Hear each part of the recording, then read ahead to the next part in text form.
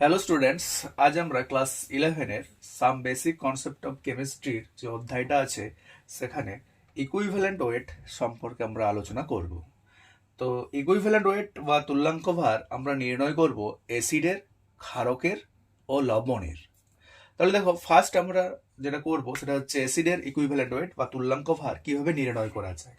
তাহলে অ্যাসিডের যদি তুল্যাঙ্ক ভার নির্ণয় করতে হয় তার সূত্রটা হচ্ছে কি হবে, অ্যাসিডের আণবিক ভর, অ্যাসিডের আণবিক ভর বা যেটা বলেছে মলিকুলার ওয়েট, অ্যাসিডের আণবিক ভর ডিভাইডেড বাই অ্যাসিডের ক্ষেত্রে কি হবে, ক্ষারকগ্রাহিতা হবে, কিংবা তোমরা ওটাকে বলতে পারো অ্যাসিডের অণুতে প্রতিস্থাপনযোগ্য হাইড্রোজেন পরমাণুর সংখ্যা। প্রতিস্থাপনযোগ্য হাইড্রোজেন পরমাণুর সংখ্যা। একটা এক্সাম্পল দেখো, আমরা এখানে নিচ্ছি H2SO4। তাহলে H2SO4 এ প্রতিস্থাপনযোগ্য হাইড্রোজেন পরমাণু কটা আছে এখানে দেখো, এটা যদি ভাঙে twice H plus plus SO4 2 minus, কটা হাইড্রোজেন আছে এখানে? দুটো আছে। H2SO4 এর আণবিক ভর বা মলিকুলার ওয়েট কত হবে? হাইড্রোজেন দুটো আছে সেজন্য 1 into 2 প্লাস সালফারের হচ্ছে 32 প্লাস অক্সিজেন চারটা আছে, তাহলে 16 into 4, তাহলে টোটাল কত হবে? 98। তাহলে H2SO4 এর আণবিক ভর এলো কত? 98। H2SO4 এর প্রতিস্থাপনযোগ্য হাইড্রোজেন পরমাণু কটা আছে? দুটো আছে।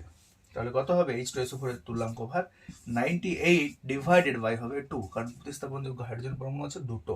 তাহলে H2SO4 এর ইকুইভ্যালেন্ট ওয়েট কত এলো? 49 এলো। এরপর আমরা বেসের ক্ষেত্রে বার করব বা ক্ষারকের ক্ষেত্রে বার করব। ক্ষারকের ক্ষেত্রে কি হবে দেখো, এখানে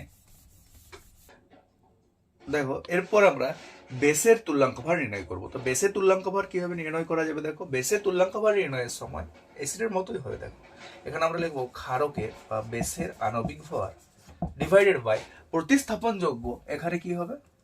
OH গ্রুপের সংখ্যা। OH গ্রুপের সংখ্যা হবে। তাহলে দেখো একটা এক্সাম্পল আমরা নিই, NaOH। NaOH টাকে ভাঙলে কিসে কিসে ভাঙবে দেখো, Na plus plus OH minus. তো এখানে প্রতিস্থাপনযোগ্য OH পরমাণুর সংখ্যা NaOH এর কটা আছে? একটা আছে। আর NaOH এর আণবিক ভর বা মলিকুলার ওয়েট কত হবে? সোডিয়ামের জন্য 23 প্লাস অক্সিজেন 16 প্লাস হাইড্রোজেন 1, তাহলে কত হচ্ছে? 40। তাহলে NaOH এর তুল্যাঙ্ক ভার কত হবে বা ইকুইভ্যালেন্ট ওয়েট কত হবে? 40 ডিভাইডেড বাই OH কটা আছে? একটা, তাহলে বাই 1 সমান কত হবে? 40। সিমিলার ভাবে আমরা এখানে ধরো আরেকটা এক্সাম্পল নিচ্ছি, CaOH এর হোল 2। তো এটা ভাঙবে কিসে কিসে? Ca 2 plus plus 2OH minus. তাহলে CaOH এর হোল 2 তে প্রতিস্থাপনযোগ্য OH পরমাণুর সংখ্যা কটা আছে এখানে? দুটো আছে, তাই তো? দুটো আছে, OH গ্রুপের সংখ্যা আছে দুটো। তো CaOH এর হোল 2 এর আণবিক ভর আমাদেরকে এখানে ক্যালকুলেট করতে হবে। ক্যালসিয়াম 40 প্লাস অক্সিজেনের 16 প্লাস হাইড্রোজেন 1, তার হোল 2। তাহলে 40 প্লাস এখানে দেখো 16 প্লাস 1 17, তো তার হোল 2 আছে, মানে 17 into 2 মানে 34। তাহলে টোটাল কত হবে এখানে? 74 কি এলো? CaOH এর হোল 2 এর আণবিক ভর এলো। তো এই আণবিক ভরকে এখানে কোটা প্রতিস্থাপনযোগ্য OH গ্রুপ আছে? দুটো আছে। তাহলে 74 কে কত দিয়ে ডিভাইড করব? 2 দিয়ে। তাহলে ওটা কি বেরিয়ে যাবে? CaOH এর হোল 2 তুল্যাঙ্ক ভার। তাহলে কত হবে? 74/2 কত হবে? 37। ঠিক আছে। এরপর দেখো আমরা বার করব লবণের তুল্যাঙ্ক ভার বা সল্টের তুল্যাঙ্ক ভার আমরা এখানে নির্ণয় করব।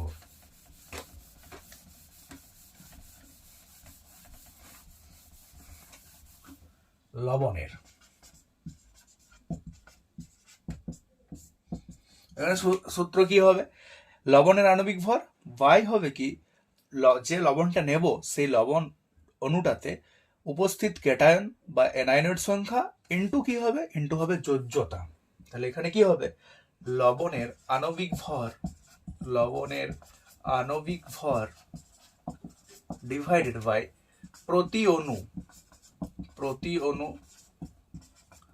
লবণে উপস্থিত ক্যাটায়ন বা অ্যানায়ন,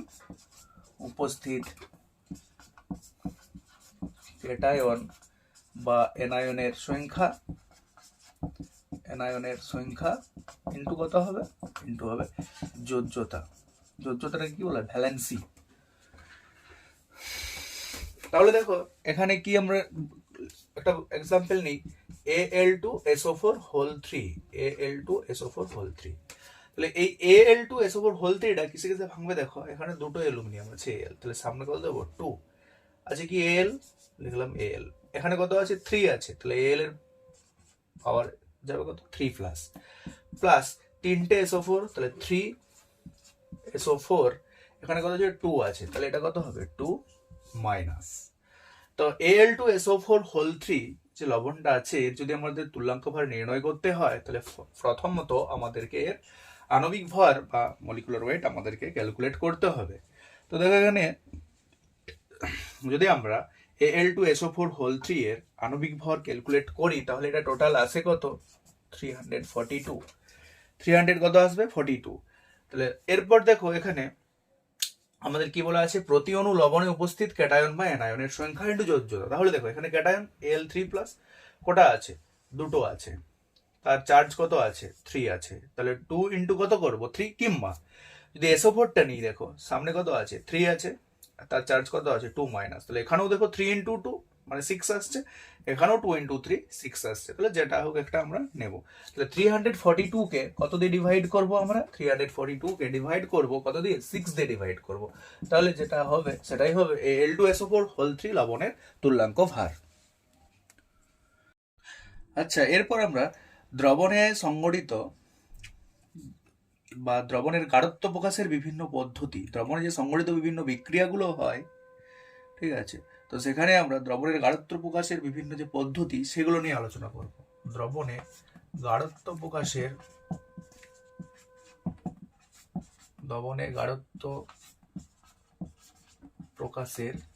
বিভিন্ন পদ্ধতি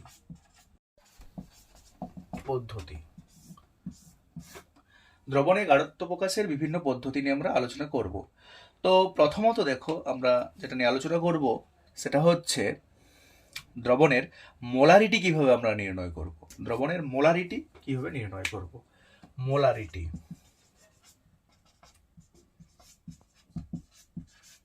কিভাবে নির্ণয় করব।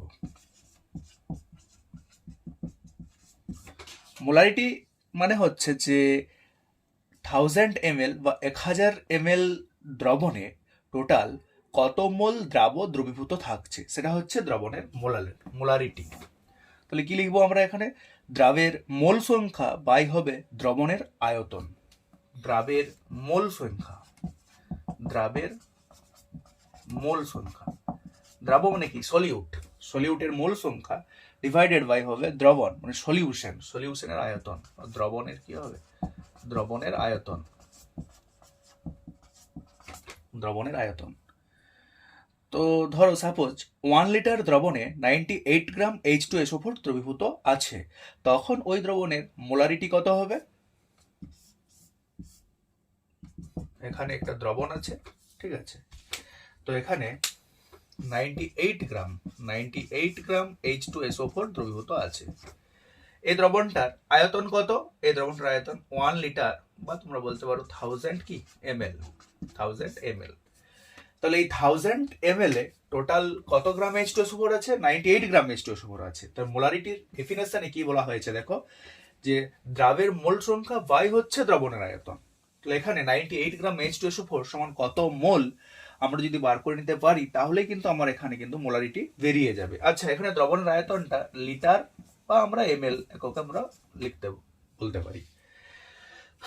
তো 1000 ml বা 1 লিটার যে দ্রবণে কত মোল H2SO4 দ্রবীভূত আছে, তো 98 গ্রাম H2SO4 সমান কত মোল, তাহলে মোল সংখ্যাকে যদি n দ্বারা ডিনোট করা হয়, তাহলে n সমান হবে W বাই হচ্ছে m। W মানে কি ওয়েটটা, এই যে এখানে ওয়েটটা যেটা দেওয়া আছে, কত দেওয়া আছে 98, আর m মানে কি মলিকুলার ওয়েট বা আণবিক ভর, কার আণবিক ভর H2SO4 এর আণবিক ভর। তো H2SO4 এর আণবিক ভর দেখো আমরা আগে ক্যালকুলেশন করলাম, কত পেয়েছিলাম 98 পেয়েছিলাম, তাহলে কত হবে 98 বাই 98 ইকুয়ালস টু কত 1। তার মানে 1000 ml দ্রবণে যদি 98 গ্রাম H2SO4 দ্রবীভূত থাকে, তাহলে সেই দ্রবণটির মোলারিটি কত হবে 1 মোলার, ঠিক আছে। তো এখানে এই মোলারিটিটা হচ্ছে কি উষ্ণতার উপর ডিপেন্ড করবে না করবে না, দেখো এখানে একটা ভলিউম টার্ম আছে, নিচে দ্রবণের আয়তন ভলিউম আছে।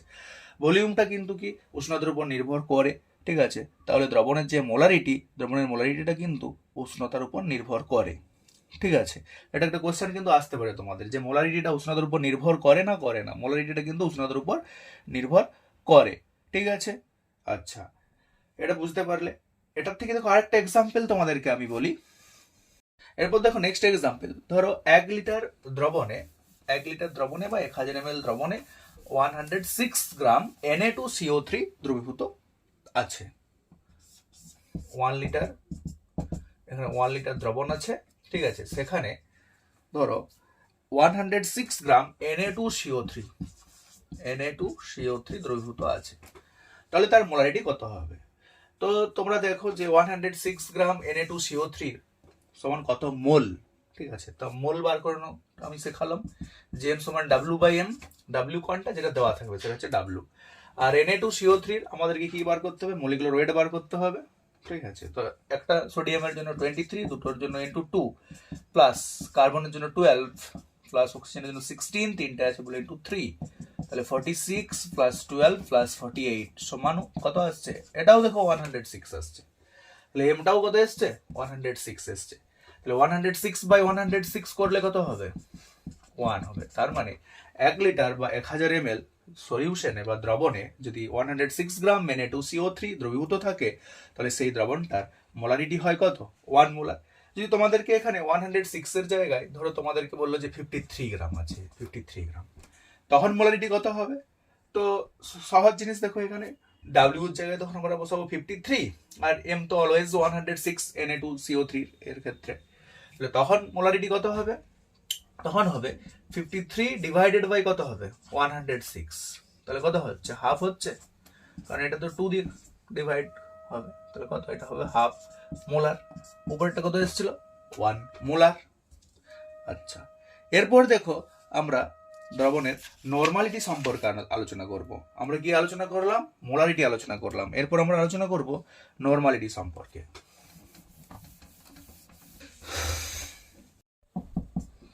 নরমালিটি দেখো, তো নরমালিটির এখানে নরমালিটি কি? নরমালিটিটা হচ্ছে দেখো, আচ্ছা এরপর দেখো নরমালিটি নিয়ে আমরা আলোচনা করব। তো নরমালিটি সমান কি হবে? দ্রাবের গ্রাম তুল্যাঙ্কের সংখ্যা বাই হবে দ্রবণের আয়তন। দ্রাবের গ্রাম তুল্যাঙ্কের সংখ্যা বা গ্রাম ইকুইভ্যালেন্ট ওয়েট, গ্রাম তুল্যাঙ্কের সংখ্যা ডিভাইডেড বাই কত হবে? ডিভাইডেড বাই হবে দ্রবণের আয়তন।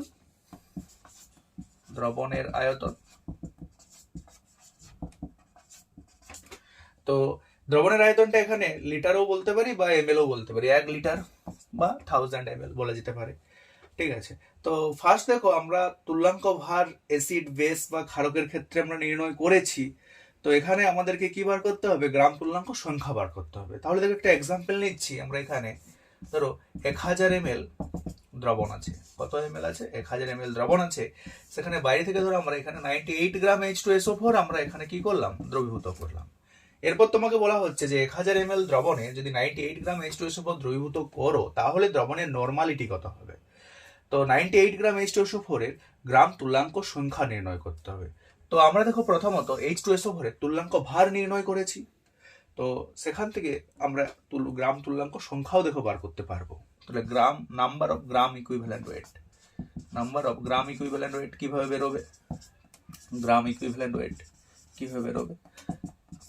এখানে কত গ্রাম দেওয়া আছে? 98 গ্রাম। তাহলে 98 ডিভাইডেড বাই হবে তুল্যাঙ্ক ভার। তো H2SO4 এর তুল্যাঙ্ক ভার আমরা কত বার করেছিলাম? 49 দেখো বার করেছিলাম। তাহলে বাই কত হবে? 49, মানে হচ্ছে কত? 2 নরমাল। তার মানে 1000 ml দ্রবণে যদি আমরা 98 গ্রাম H2SO4 দ্রবীভূত করি, তাহলে দ্রবণের নরমালিটি কত হয়? 2 নরমাল হয়। তো দেখো এখানে নাম্বার অফ গ্রাম ইকুইভ্যালেন্ট ওয়েটটা কিভাবে বার করলাম?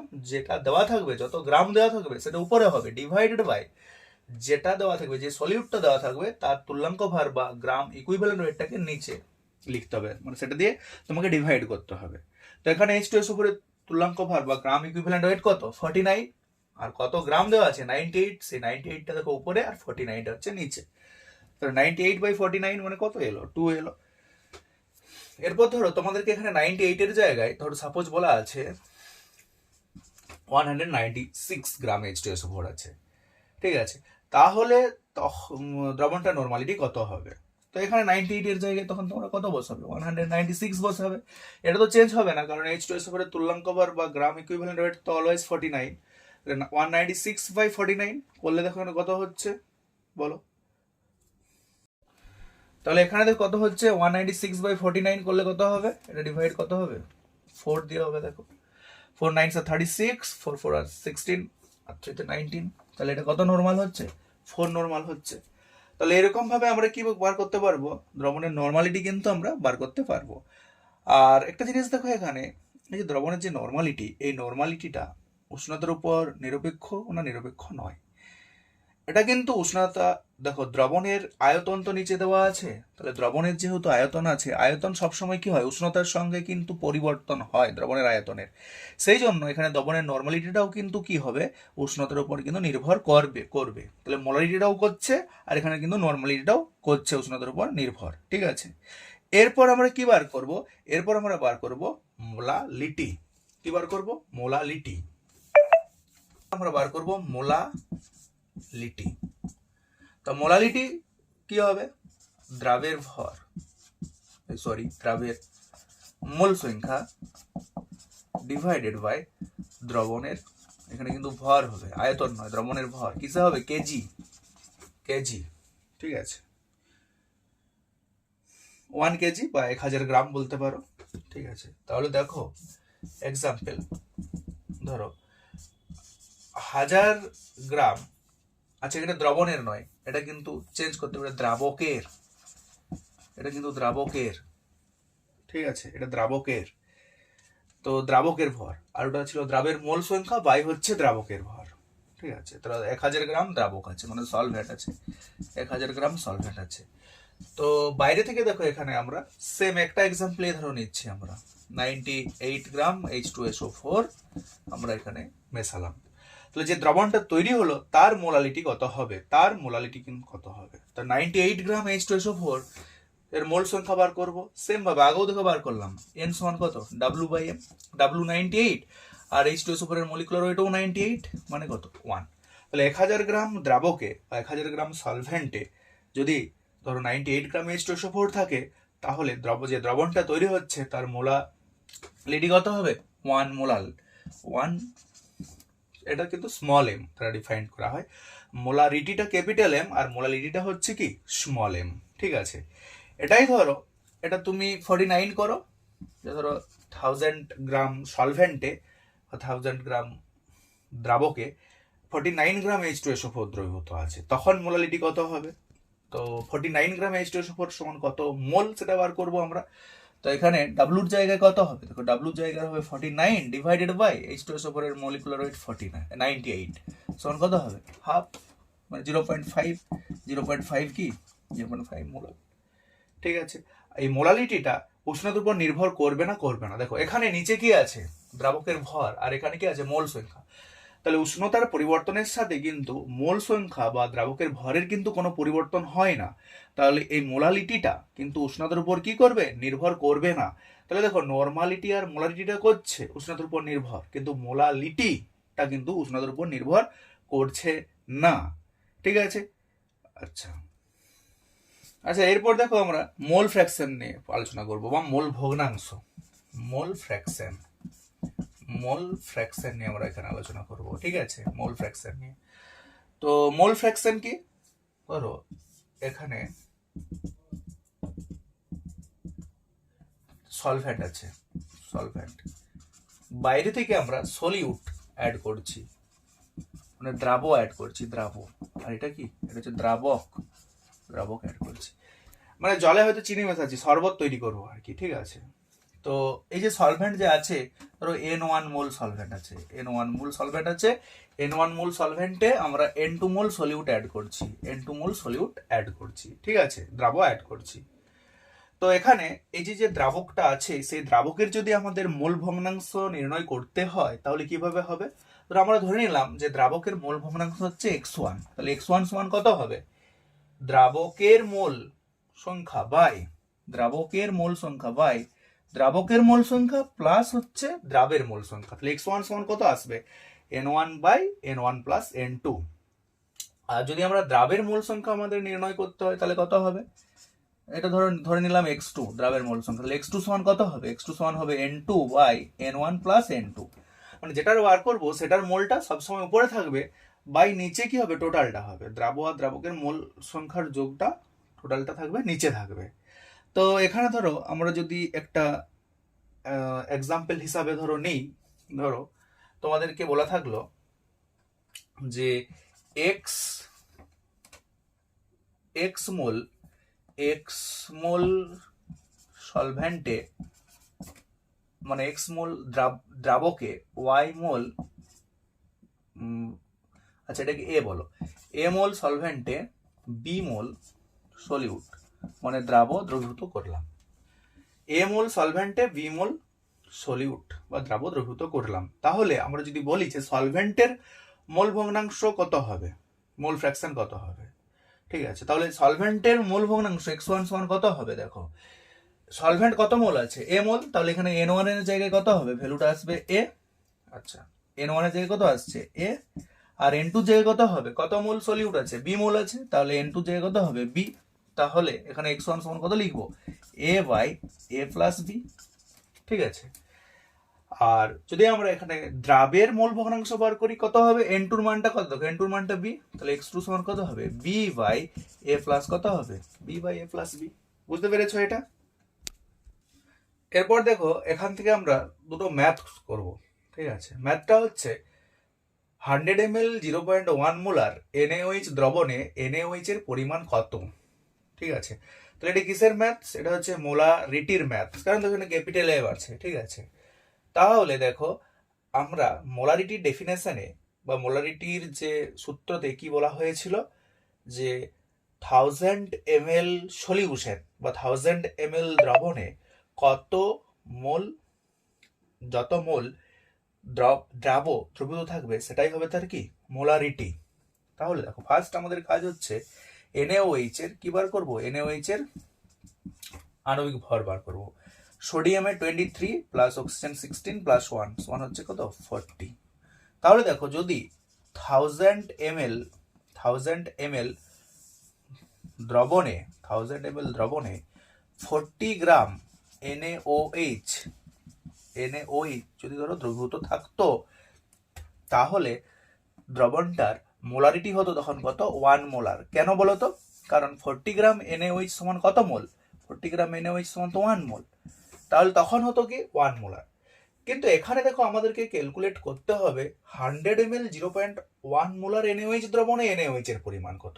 তাহলে আমরা জানি যে 1000 ml এ যদি 40 গ্রাম NaOH দ্রবীভূত থাকে তাহলে মোলারিটি হয় 1 মোলার। তো এটা আমাদের ম্যাথটা করার জন্য কিন্তু দেখো কাজে লাগবে। কিভাবে দেখো, তাহলে কিভাবে কাজে লাগবে দেখো, তাহলে আমরা কি পেয়েছি, 1000 ml 1 মোলার NaOH দ্রবণ বানাতে কত গ্রাম NaOH লাগবে, 40 গ্রাম NaOH লাগছে।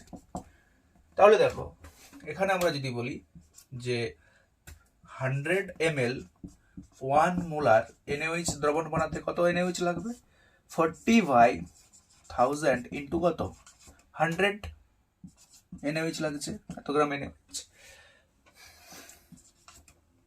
তাহলে আমাদেরকে এখানে বার করতে হবে কত, 0.1। তাহলে 100 ml 0.1 মোলার NaOH সমান কত হবে, 40 বাই 1000 ইন্টু 100 ইন্টু 0.1, তো 0.1 মানে 1/10। এরপর দেখো কাটাকাটি যাবে, এখানে উপরে কটা শূন্য আছে, 3টা, নিচে 3টা কেটে দিলাম, তাহলে 4 বাই কত 10, মানে কত আনসার হবে 0.4 গ্রাম। তার মানে কি 100 ml 0.1 মোলার NaOH দ্রবণে NaOH এর পরিমাণ কত বেরোলো, 0.4 গ্রাম বেরোলো।